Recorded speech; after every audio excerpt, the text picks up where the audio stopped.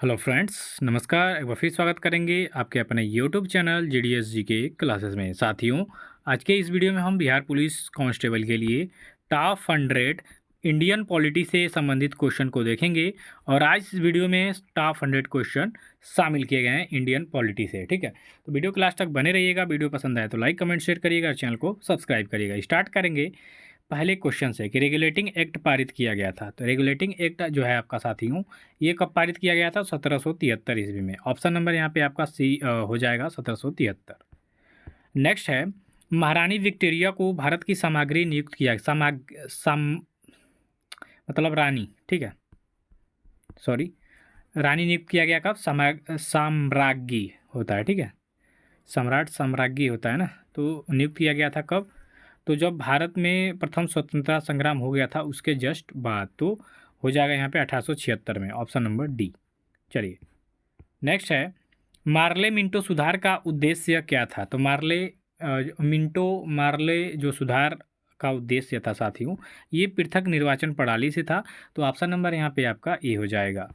आज top 100 question हम लोग कवर करेंगे। वीडियो पसंद आए तो जरूर सब्सक्राइब करिएगा, चैनल को सपोर्ट करिएगा। साथियों, मार्ले मिंटो सुधार बिल किस वर्ष में पारित किया गया? तो ये अलग निर्वाचन पृथक के लिए या पृथक निर्वाचन के लिए मार्ले मिंटो सुधार बिल लाया गया था और ये 1909 में इसका क्या हुआ था? ये पारित किया गया था। तो ऑप्शन नंबर यहाँ पे आप बी को सही कर देंगे। अगला क्वेश्चन में है कि 1909 के इंडियन काउंसिल एक्ट में किस बात की व्यवस्था की गई थी? तो किस बात की व्यवस्था की गई थी 1909 में इंडियन काउंसिल एक्ट में? तो इंडियन काउंसिल एक्ट में आपके सांप्रदायिक प्रतिनिधित्व की व्यवस्था की गई थी। तो ऑप्शन नंबर यहाँ पे डी होगा। धीरे धीरे सभी टॉपिकों से संबंधित क्वेश्चन मिलेंगे आपको। भारत सरकार अधिनियम 1919 के अंतर्गत विधायिका का अंतिम निर्वाचन किस वर्ष में किया गया था? तो भारत शासन अधिनियम 1919 के अंतर्गत जो विधायिका का अंतिम निर्वाचन हुआ था, ये आपके कब हुआ था साथियों? तो 1945 में। ऑप्शन नंबर ए हो जाएगा यहाँ पे। ठीक है, चलिए अगला है, संघीय प्रणाली का पहला प्रयास भारत सरकार अधिनियम द्वारा किया गया था, यानी कब किया गया था? ठीक है, संघीय प्रणाली का पहला प्रयास। तो संघीय प्रणाली का यहाँ पे पहला प्रयास देखेंगे तो 1935 में। ऑप्शन नंबर बी हो जाएगा। नेक्स्ट क्वेश्चन में है कि किस अधिनियम की प्रमुख विशेषता प्रांतीय स्वायत्त थी? तो प्रांतीय स्वायत्त वाली व्यवस्था आपकी विशेष जो थी अधिनियम की, वो कौन सी थी आपकी? तो 1935 की। ऑप्शन नंबर बी होगा। अगला क्वेश्चन है कि संविधान सभा के विचार का औपचारिक रूप से प्रतिपादन किसके द्वारा किया गया? तो संविधान सभा के विचार का जो औपचारिक रूप से प्रतिपादन किया गया साथियों,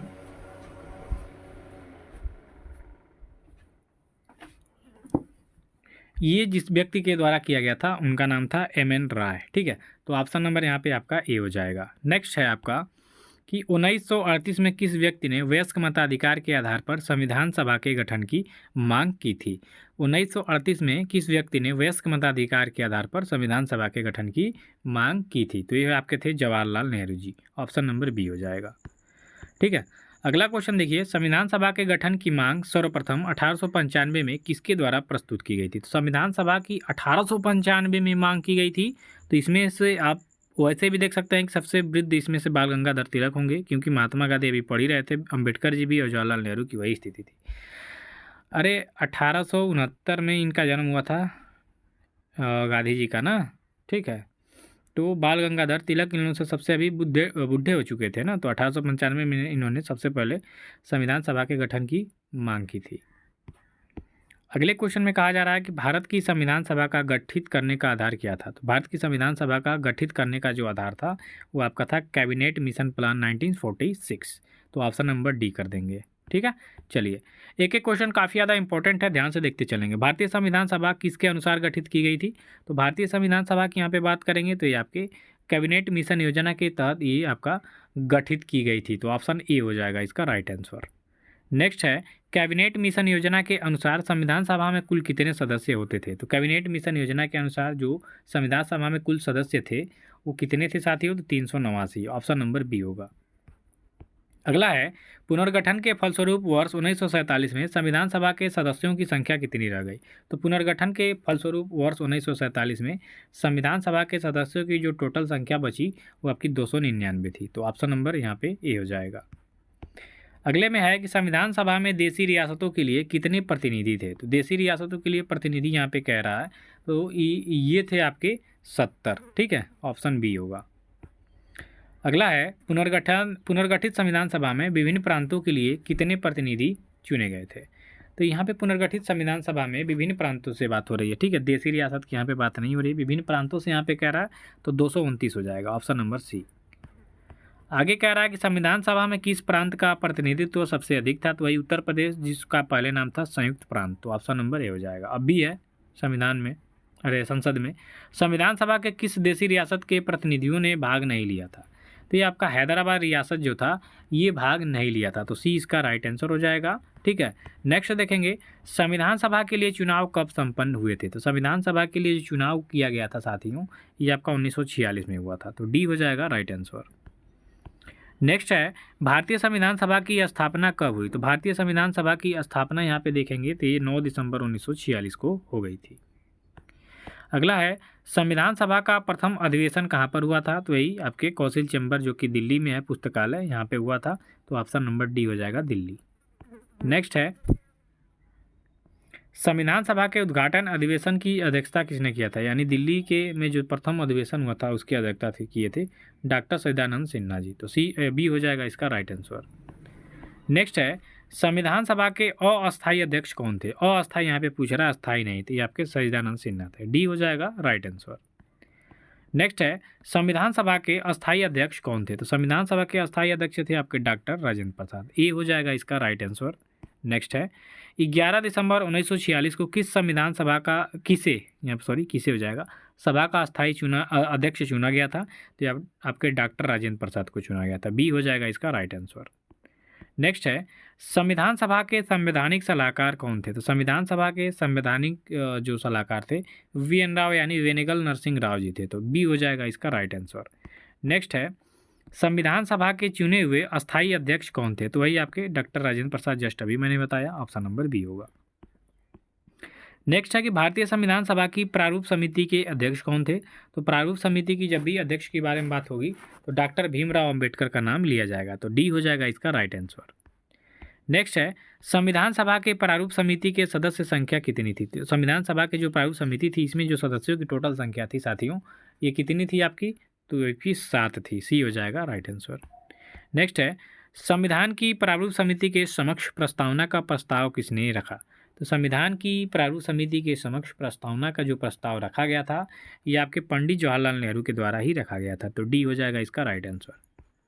नेक्स्ट है भारतीय संविधान सभा के संघीय शक्ति समिति के अध्यक्ष कौन थे, तो भारतीय संविधान सभा के संघीय शक्ति समिति के अध्यक्ष की ओर जो हम बात करते हैं तो ये हो जाएंगे आपके पंडित जवाहरलाल नेहरू, सी हो जाएगा राइट आंसर। नेक्स्ट है संविधान सभा के कितने उपस्थित सदस्य हैं सदस्य थे जो संविधान पर हस्ताक्षर किए थे, तो संविधान सभा के कितने उपस्थित सदस्य संविधान पर हस्ताक्षर किए थे, ठीक है, तो ये हो जाएगा आपका 284, ऑप्शन नंबर बी। नेक्स्ट है भारत के संविधान का निर्माता किसे माना जाता है, तो भारत के संविधान का निर्माता माना जाता है डॉक्टर भीमराव अंबेडकर जी को। अगला है आपका भारतीय संविधान सभा में महिला सदस्यों की कुल संख्या कितनी थी, तो ये आपकी 15 थी, यहाँ पे विकल्प हो जाएगा सी। नेक्स्ट है भारतीय संविधान के किस भाग को उसकी आत्मा की आख्या प्रदान की गई है, तो ये आपकी प्रस्तावना हो जाएगा, ऑप्शन नंबर ए, ठीक है। चलिए नेक्स्ट हो जाएगा संविधान निर्माताओं ने किस पर विशेष ज़्यादा ध्यान दिया था, विशेष ध्यान की बात यहाँ पे की जा रही है, तो किस पे विशेष ध्यान दिया गया था, आपके प्रस्तावना पे ही, तो बी हो जाएगा राइट आंसर। नेक्स्ट है भारत है एक, तो भारत एक धर्मनिरपेक्ष राष्ट्र है, धर्मनिरपेक्ष अभी जानेंगे कि धर्मनिरपेक्ष का अर्थ क्या होता है, ठीक है। चलिए नेक्स्ट है धर्मनिरपेक्षता का अर्थ क्या होता है, यहाँ पे देखिए आ ही गया, तो धर्मनिरपेक्षता का अर्थ हो जाएगा राज्य सरकार द्वारा किसी धर्म को स्वीकार नहीं करना, तो भारत हमारा धर्मनिरपेक्ष राष्ट्र है। नेक्स्ट है गणतंत्र होता है, तो गणतंत्र हुआ होता है क्या होता है साथियों, तो राज्य जहाँ पर अध्यक्ष वंशानुगत रूप से न हो यानी जनता के द्वारा चुनी हुई सरकार हो वही आपका गणतंत्र होता है। नेक्स्ट है निम्नलिखित में से वे दो शब्द कौन है जिनका समावेशन 42वें संशोधन द्वारा संविधान की उद्देशिका में किया गया था, तो यही हो जाएगा आपका समाजवादी और धर्मनिरपेक्ष, ऑप्शन नंबर यहाँ पे आपका बी हो जाएगा। नेक्स्ट है निम्नलिखित में से कौन सा शब्द भारत के संविधान की उद्देशिका में नहीं है, तो इसमें नहीं है आपका लोक कल्याण, बाकी आपका समाजवादी, पंथनिरपेक्ष और प्रभुत्व संपन्न, ये तीनों हैं, लेकिन लोक कल्याण इसमें ये नहीं दिया गया भारत के संविधान के उद्देशिका में। ठीक है, तो यहाँ पे आपका हो जाएगा ए। नेक्स्ट है कल्याणकारी राज्य का उद्देश्य है। तो कल्याणकारी राज्य का उद्देश्य क्या हो जाएगा साथियों? तो कमजोर वर्गों के कल्याण का प्रबंध करना। नेक्स्ट है समाजवाद का क्या अर्थ है? तो समाजवाद का क्या हो जाएगा साथियों? तो समाजवाद का हो जाएगा सामाजिक न्याय, ऑप्शन नंबर ए। नेक्स्ट है 42वें संविधान संशोधन द्वारा प्रस्ताव में निम्नलिखित में से कौन सा शब्द जोड़ा गया? तो इसमें क्या जोड़ा गया साथियों 42वें? तो इसमें आपका समाजवाद जोड़ा गया, सी हो जाएगा राइट आंसर। नेक्स्ट है भारतीय संविधान की आत्मा किसे कहा जाता है? तो वही आपका प्रस्तावना को कहा जाता है, बी हो जाएगा इसका राइट आंसर। नेक्स्ट है संविधान के अंतर्गत भारतीय लोकतंत्र के आदर्शों को हम कहाँ देख सकते हैं? तो इसको हम प्रस्तावना में ही देख सकते हैं, ऑप्शन नंबर ए हो जाएगा। ठीक है, ये प्रस्तावना से टॉपिक से क्वेश्चन सभी उठाए गए हैं। भारतीय संविधान की प्रस्तावना में वर्णित लोकतंत्र को किस रूप में स्वीकारा गया है? ठीक है, तो उपयोग सभी हो जाएगा इसमें, राजनीतिक राजतंत्र, आर्थिक राजतंत्र और सामाजिक राजतंत्र। ठीक है, चलिए नेक्स्ट देखेंगे कि भारतीय संविधान की प्रस्तावना में देश का कौन सा नाम उल्लेखित है? तो वही है भारत और क्या हो जाएगा आपका भारत और India, option number C. Next है भारतीय संविधान किसके द्वारा स्वीकृत है? तो भारतीय संविधान की बात करेंगे किसके द्वारा स्वीकृत है? तो भारत की जनता के द्वारा, तो ऑप्शन नंबर यहाँ पे हम डी को सही कर देंगे। ठीक है, चलिए नेक्स्ट है भारत की संप्रभुता किसमें निहित है? तो भारत की संप्रभुता की बात यहाँ पे अगर जो करते हैं तो ये आपके भारत की जनता में ही निहित है, ऑप्शन नंबर ए हो जाएगा। नेक्स्ट है भारत का संविधान पूर्ण रूप से तैयार हुआ। तो भारत का संविधान यहाँ पे पूर्ण रूप से तैयार कब होता है? कब होता है साथियों? तो ये आपका 26 नवंबर 1949 को पूर्ण रूप से तैयार हो गया था। 26 नवंबर को भारतीय संविधान दिवस के रूप में मनाया जाता है। भारतीय संविधान कब अंगीकार किया गया था? अंगीकार की यहाँ पे बात करेंगे तो ये किया गया था आपका 26 नवंबर 1949 को ही। ठीक है, चलिए नेक्स्ट है भारत के संविधान की प्रस्तावना में प्रथम संशोधन कब किया गया था? यह संविधान के में नहीं कर रहा है, प्रस्तावना में, यहाँ पे ध्यान देने वाली बात है। ठीक है, प्रस्तावना में संशोधन कब किया गया था? तो ये संशोधन किया गया था आपके 1976 में, डी हो जाएगा इसका राइट आंसर। चलिए नेक्स्ट है प्रस्तावना का वह प्रावधान जो सभी वयस्क नागरिकों को मतदान का अधिकार प्रदान करता है कहलाता है। तो इसका राइट आंसर क्या हो जाएगा? प्रजातंत्र। ठीक है, चलिए नेक्स्ट है विश्व का सबसे बड़ा लिखित एवं सर्वाधिक व्यापक संविधान किस देश का है? तो वही आपके भारत का हो जाएगा, ऑप्शन नंबर यहाँ पे डी हो जाएगा। चलिए नेक्स्ट है भारतीय संविधान कैसा है? तो भारतीय संविधान न तो ज़्यादा कठोर है और न ही ज़्यादा लचीला है, तो डी बी हो जाएगा इसका राइट आंसर। नेक्स्ट है भारतीय संविधान का अभिभावक कौन है? तो भारतीय संविधान का अभिभावक यहाँ पे देखेंगे तो ये आपका सर्वोच्च न्यायालय हो जाता है, ऑप्शन नंबर ए। ठीक है, चलिए भारतीय संविधान में कितनी सूचियाँ हैं? अब यहाँ पे अनुसूची मत जान लीजिएगा, अनुसूची 12 हो जाएगी ना, यहाँ पे सूची, राज्य सूची, समवर्ती सूची और केंद्र सूची, तो कितना हो गए? 3, तो ऑप्शन नंबर यहाँ पे ए हो जाएगा कि भारतीय संविधान में 3 सूचियाँ हैं। नेक्स्ट है भारत में वैध प्रभुसत्ता किसमें निहित है? तो भारत में वैध प्रभुसत्ता की यहाँ पे अगर हम बात कर रहे हैं साथियों तो ये निहित हो जाएगी आपके संविधान में ही, तो ऑप्शन नंबर डी होगा। नेक्स्ट है निम्नलिखित में से कौन भारतीय राज्य व्यवस्था में सर्वोच्च है? तो भारतीय राज्य व्यवस्था में सर्वोच्च कौन हो जाएगा आपका? ये आपका संविधान हो जाएगा। ठीक है, ऑप्शन नंबर यहाँ पे सी हो जाएगा। नेक्स्ट है भारतीय संविधान की कौन सी विशेष व्यवस्था इंग्लैंड से ली गई है? तो भारतीय संविधान की कौन सी विशेष व्यवस्था इंग्लैंड से ली गई है साथियों? तो ये ली गई है आपके संसदीय प्रणाली, इसमें ऑप्शन नंबर बी हो जाएगा। नेक्स्ट है भारतीय संविधान में समवर्ती सूची की अवधारणा कहाँ से ली गई? अब देखिए प्रमुख देश और उनसे जो संविधान से लिए गए हैं चीज़ें, वो चीज़ें आप देख रहे हैं। ठीक है, तो यहाँ पे हो जाएगा आपका क्या हो जाएगा? तो इसका हो जाएगा ऑस्ट्रेलिया के संविधान से।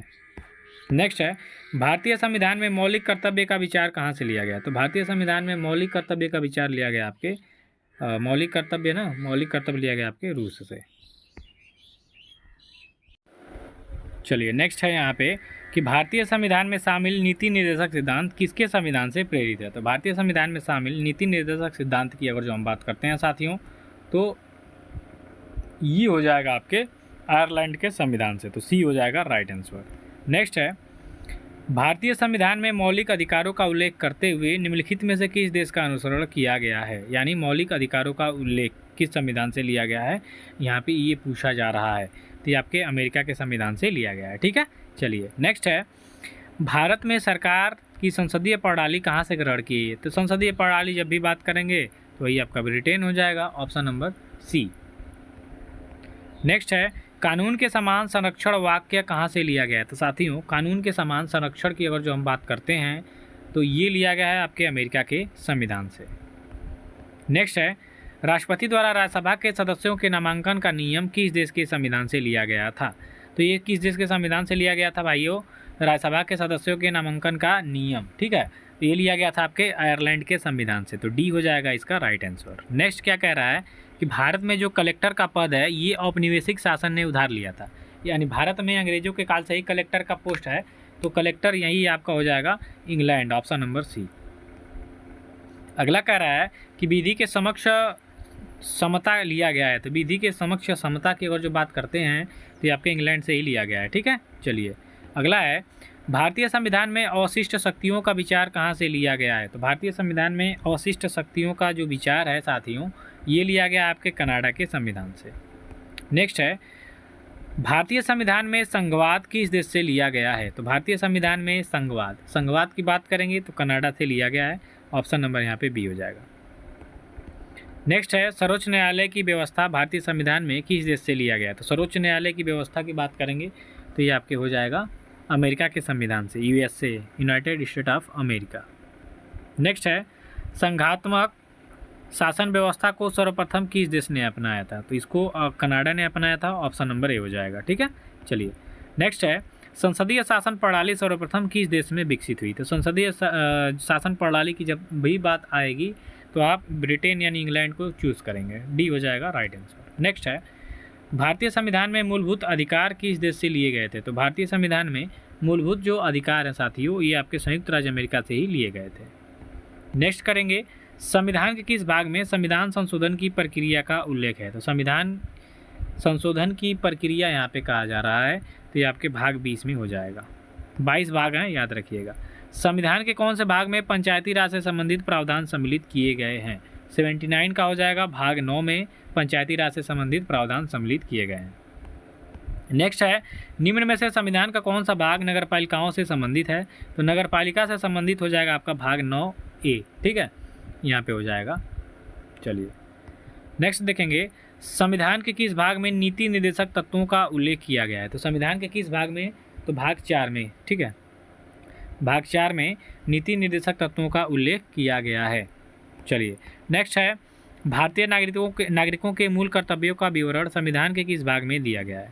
तो ये किस भाग में दिया गया साथियों? भाग 4 के क में, ठीक है। चलिए नेक्स्ट है, संघीय कार्यपालिका की व्याख्या संविधान के किस भाग में की गई है? तो संघीय कार्यपालिका की व्याख्या संविधान के किस भाग में की गई है?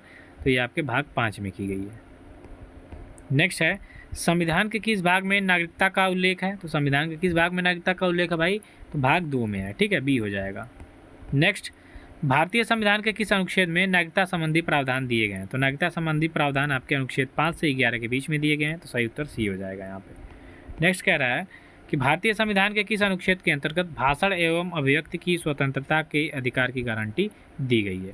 तो इसका राइट आंसर क्या हो जाएगा आपका? अनुच्छेद 19 में, ठीक है, कि भाषण एवं अभिव्यक्ति की स्वतंत्रता का अधिकार अनुच्छेद 19 में दिया गया है। नेक्स्ट कह रहा है कि मौलिक अधिकार के अंतर्गत कौन सा अनुच्छेद बच्चों के शोषण से संबंधित है? तो बच्चों के शोषण से संबंधित अनुच्छेद क्या हो जाएगा इसमें आपका? तो इसमें अनुच्छेद 24 हो जाएगा, ऑप्शन नंबर सी। नेक्स्ट है, भारतीय संविधान के किस अनुच्छेद में अल्पसंख्यकों के हितों के संरक्षण की व्यवस्था की गई है? काफ़ी ज़्यादा इंपॉर्टेंट होगा, ठीक है। इसका राइट आंसर हो जाएगा आर्टिकल 29 यानी अनुच्छेद 29, ठीक है। चलिए अगला है, धन विधेयक भारतीय संविधान के किस अनुच्छेद में परिभाषित किया गया है? तो धन विधेयक की बात करेंगे तो ये अनुच्छेद 110 में परिभाषित किया गया, इसका बी हो जाएगा, ठीक। चलिए अगला है, भारत के महान्यायवादी की नियुक्ति से संबंधित अनुच्छेद कौन सा है? तो भारत के महान्यायवादी से नियुक्ति संबंधी अनुच्छेद 76 हो जाएगा, आर्टिकल 76, सी हो जाएगा राइट आंसर। नेक्स्ट है, राष्ट्रपति सर्वोच्च न्यायालय से संविधान के किस अनुच्छेद के अंतर्गत परामर्श ले सकता है? ये काफ़ी ज़्यादा इंपॉर्टेंट हो जाएगा और इसका राइट आंसर हो जाएगा अनुच्छेद 143, ऑप्शन नंबर डी हो जाएगा, ठीक है। चलिए नेक्स्ट है, भारतीय संविधान के किस अनुच्छेद में निर्वाचन आयोग के लिए प्रावधान है? तो निर्वाचन आयोग के लिए प्रावधान दिया गया है किस अनुच्छेद में? तो अनुच्छेद 324 में, बी हो जाएगा इसका राइट आंसर।